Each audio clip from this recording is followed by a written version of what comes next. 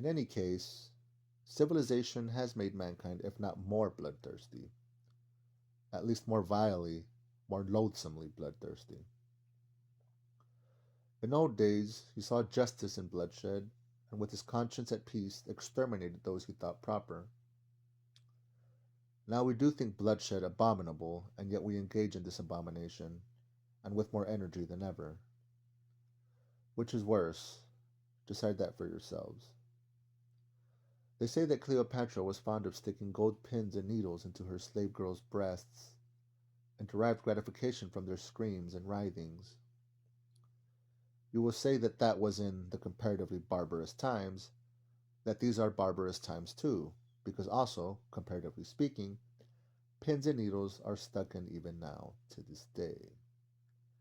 That though man has now learned to see more clearly than in barbarous ages, he is still far from having learned to act as reason and science would dictate. But yet you are fully convinced that he will be sure to learn when he gets rid of certain old bad habits, and when common sense and science have completely re-educated human nature and turned it in a normal direction. You are confident that then man will cease from intentional error, and will, so to say, be compelled not to want to set his will against his normal interests. That is not all, then you say.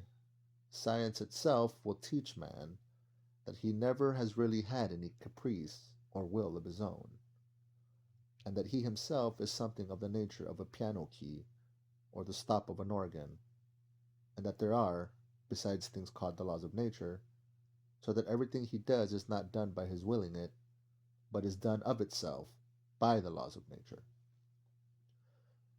Consequently, we have only to discover these laws of nature, and man will no longer have to answer for his actions, and life will become exceedingly easy for him. All human actions will then, of course, be tabulated according to these laws, mathematically, like tables of logarithms up to 108,000, and entered in an index, or better still, there would be published certain edifying works of the nature of encyclopedic lexicons, in which everything will be so clearly calculated and explained that there will be no more incidents or adventures left in the world. New economic relations will be established, already made and worked out with mathematical exactitude, so that every possible question will vanish in the twinkling of an eye, simply because every possible answer to it will be provided.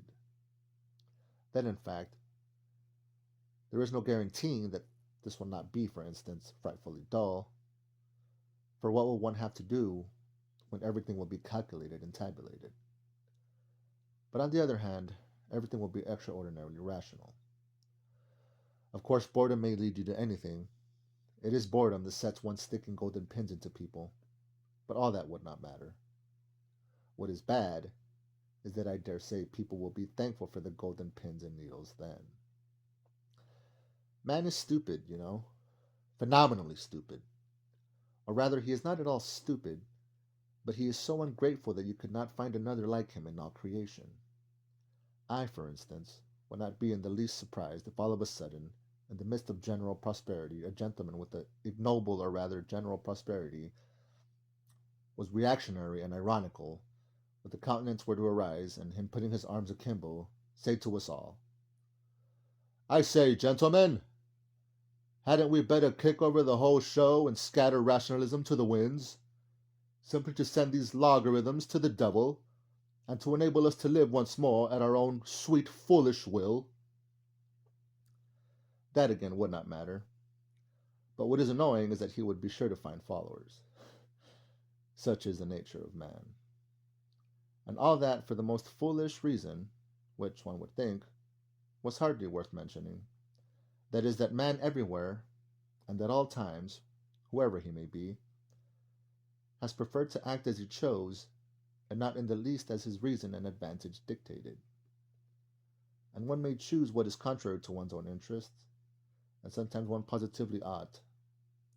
One's own free, unfettered choice, one's own caprice, however wild it may be, one's own fancy worked up at times to frenzy, is that very most advantageous advantage which we have all overlooked, which comes under no classification and against which all systems and theories are continually being shattered to atoms. And how do these wiseacres know that man wants a normal, a virtuous choice? What has made them conceive that man must want a rationally advantageous choice? What man wants is simply independent choice, whatever that independence may cost and wherever it may lead. And choice, of course, the devil only knows what choice.